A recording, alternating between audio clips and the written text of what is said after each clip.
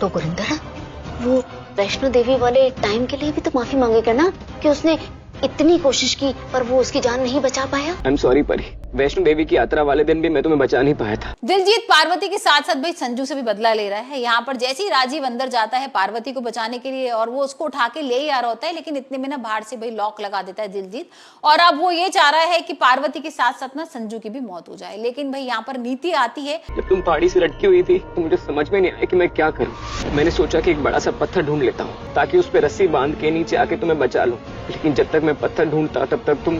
और नीति बचाने की कोशिश भी करती है पर वो नीति को भी बेहोश कर देता है, उसको जोर से एक सर पे डंडा मारता है और वो यहाँ पर गिर पड़ती है। मतलब अभी भाई नीति तो नहीं बचा पाई राजीव और पार्वती को, वो वैसे पार्वती को नहीं बचाती, राजीव को ही बचाती। और आज भी कुछ वैसा ही हो रहा है परी, मैं कुछ भी करके तुम्हें बचा नहीं पा रहा हूँ। फिर क्या बेबे, फिर क्या गुरिंदर? परी संजू को बोलेगी ना कि संजू। लेकिन यहाँ पर अब कौन बचाएगा इन तीनों को, ये तो देखेंगे आने वाले एपिसोड में भाई। हाल फिलहाल लेकिन यहाँ पर अंबिका ना बहुत गुस्सा कर रही है नीति के ऊपर, और हमने देखा ही किस तरीके से उसको धमकी वगैरह भी देती है कि भाई तुमने छुपा दिया है यहाँ पार्वती को, क्योंकि पार्वती तो घर पे पहुंची नहीं है। तुम तो झूठ बोल रहे हो, तुम्हारी माँ ने, नीति ने और दिलजीत और राकेश ने मिलकर मुझे खाई से धक्का दिया था। हो सकता है बेबे कि आप। तो पार्वती इसका मतलब यही पार्टी में है और कहीं ना कहीं छुपी हुई है, किसी ने उसको गायब कर दिया है।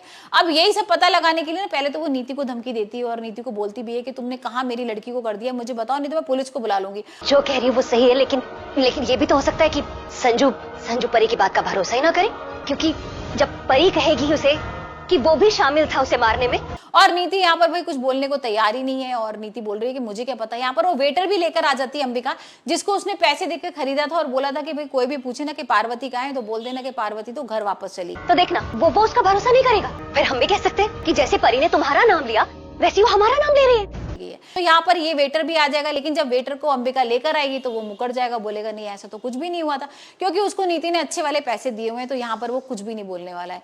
तो देखते हैं अभी अंबिका क्या करती है, अंबिका किसकी मदद लेती है, क्या पुलिस आ जाएगी और पुलिस ढूंढना शुरू करेगी। लेकिन जब तक हो सकता है बहुत देर हो जाए, क्योंकि भाई जो टेम्परेचर है ना उस कोल्ड स्टोरेज का बहुत बढ़ गया है। यहाँ पर हमने सुना भी था ना कि लोग बात कर रहे थे कि भाई उसको रिपेयर कराना पड़ेगा, नहीं तो 2-3 घंटे के अंदर अगर कोई इसके अंदर चला गया बाई चांस तो उसकी तो मौत ही हो जाएगी, क्योंकि उसके टेम्परेचर की जो मशीन है ना वो खराब हो चुकी है। तो अब ये भी हो सकता है कि शायद कोई उसको रिपेयर करने आ जाए तो यहाँ पर ये दोनों बच जाएं, और ये भी हो सकता है कि भाई 2-3 घंटे इतने ज्यादा वो लोग अंदर रह लें कि उसके बाद उन दोनों की मौत हो जाए। वैसे आप मुझे बताइए आपको परिणीति का एपिसोड कैसा लग रहा है और आपको क्या लगता है क्या होगा भैया एपिसोड में, यहाँ पर क्या इन दोनों की मौत हो जाएगी या फिर ये लोग बच जाएंगे, और अब नीति क्या करेगी। अगर भाई यहाँ पर पार्वती बच जाती है इस बार, तो राजीव के साथ का जो उसका रहने का प्लान था ना, और उसको लग रहा था कि भाई इस बार तो मैं पार्वती को मार के ही मानूंगी, तो वो तो खत्म हो जाएगा।